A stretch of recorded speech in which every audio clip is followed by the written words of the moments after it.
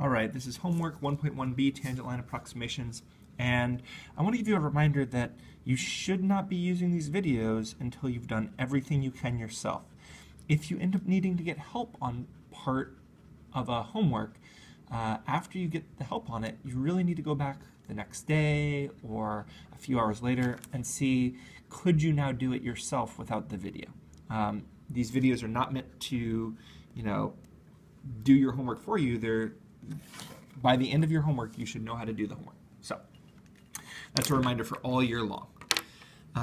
Okay, this first one, we've got a function, f of x equals x cubed minus 2x plus 5. And on part A, it says we need a calculator. So I'm going to go ahead and get a calculator. It says to estimate the slope of the tangent line at x equals 1 by finding f of 1 and another point nearby. This is what we did in our first homework. So let's see. At x equals 1, we're going to plug in 1. So 1 cubed minus 2 times 1. So we get 1 minus 2 plus 5. It's 4. And we need another point nearby. Doesn't really matter what point we use. I'm going to use 1.001. That's a very nearby point. And this is why we need a calculator. I'm going to put in 1.001 into f of x, so 1.001 cubed minus 2 times 1.001 plus 5. And what this tells me is that the y value will be 4.001003. Okay. And so now I need to find estimate the slope of the tangent line. This is an estimate of f prime of 1. I'm going to write f prime of 1 is approximately equal to y2 minus y1 divided by x2 minus x1. So the way we find the slope between 2 points is we do y2 minus y1 divided by x2 minus x1. And you can use a calculator for this. I don't think I need to. This is 1.003. Now, this is an approximation. This is my approximate slope. We don't have the math we need to find the actual slope yet, but we will soon. I can tell you the actual slope is actually 1. The closer we get to 1, the closer this value will get to 1. And so that is our slope. So I'm going to use 1 to write the equation of the tangent line. And to write the equation of a tangent line, I know it's y equals, the form we're going to use this year, all year long, it's the really easy form, is the slope times x minus x1 plus y1. So we need a slope and a point. And we're doing it at x equals 1. We already have the point here. When x equals 1, the point is 1 comma 4. And the slope is about 1. So we get y equals 1 times x minus 1 plus 4. And it's fine to leave it like this. You don't need to write this 1. This multiplying by 1 isn't doing anything. You could also multiply it out and get it into slope-intercept form. So 1 times x is x minus 1 plus 4, which is x plus 3. So y equals x plus 3 is also the correct form for this tangent line. All right. So now we want to compare the f of x values, what this cubic function, the values it has at these different points, with the tangent line.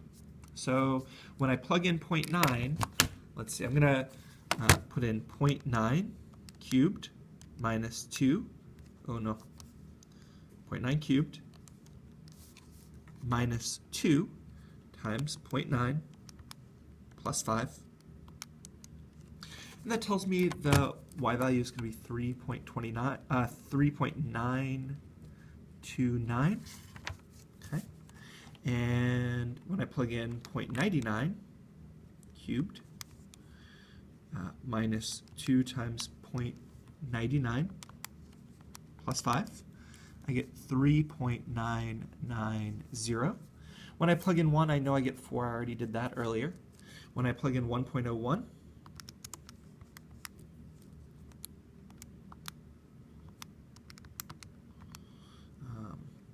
plus 5, we get 4.0103.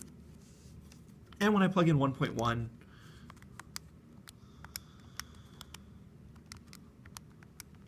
I get 4.131. All right, so those are the actual values of the function.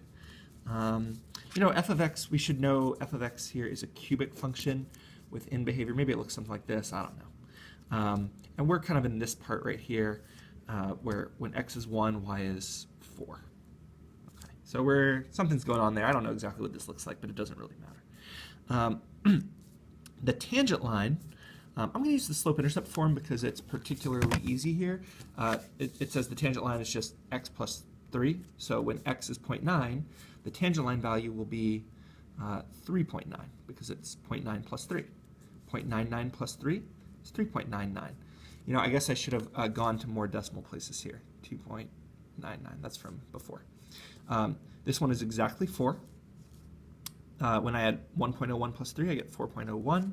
And when I add 1.1 plus 3, I get 4.1. And so what I'll see is that the tangent line values are very, very close to the actual values. Let's look at this on a calculator.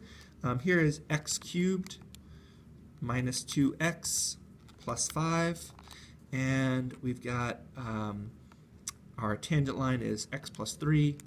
And I'm going to make my window go from 0 to 2. This should be fine. Should be able to see this fine. So here's my tangent line. The tangent line is in red, obviously. That's the linear function. And here's that cubic function bending right there. And very near 1, you can see that the tangent line is very close to the cubic function. In fact, if I zoom in on that point of tangency, you'll see they match up very, very closely.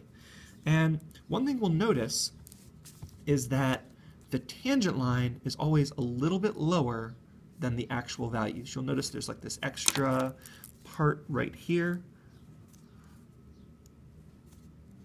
And the tangent line has slightly lower values. We can see that on the graph right here. The tangent line is slightly below the actual values of the function.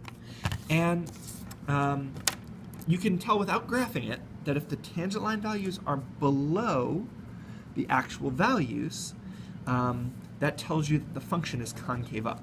So remember that this is one of the things we can tell is if we see that the tangent line is below the curve must be curving up. So it's concave up. Okay? And this is a vocabulary thing. The second derivative, which we don't know anything about yet, all we know is that the second derivative, if it's positive, means it's concave up, and if the second derivative is negative, the function is concave down. So f prime prime of x is greater than 0 because the function is concave up. Okay. Great. I think, oh man, this got cut off. I'm going to fix this in the actual Word document. This should say answer.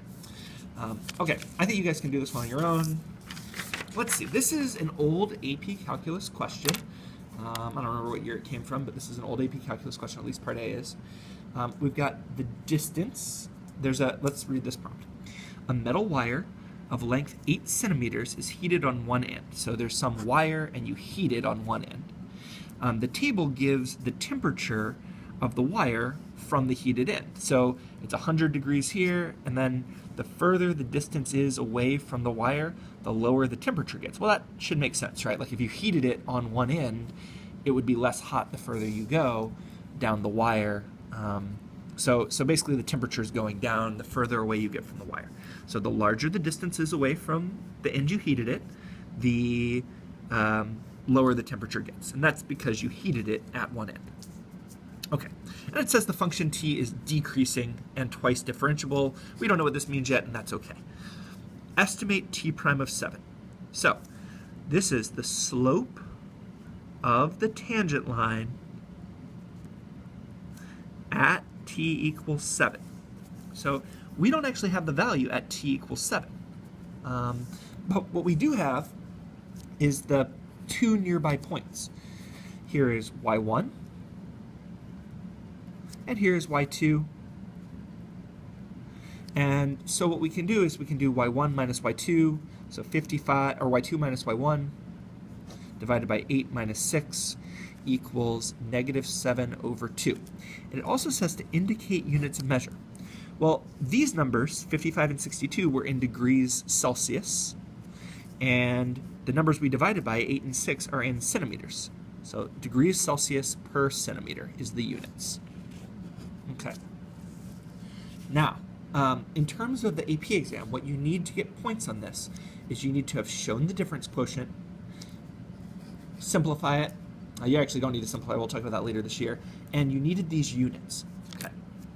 The next thing, and this has been focused on more recently in the last couple of years, which is why I've added this part, interpret the meaning of t prime of 7.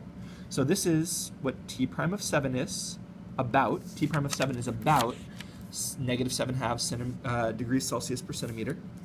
And we have to interpret it in the context of the problem. So we need to talk about this wire and what's happening. So there's a few things we need. At x equals 7 centimeters, the temperature of the wire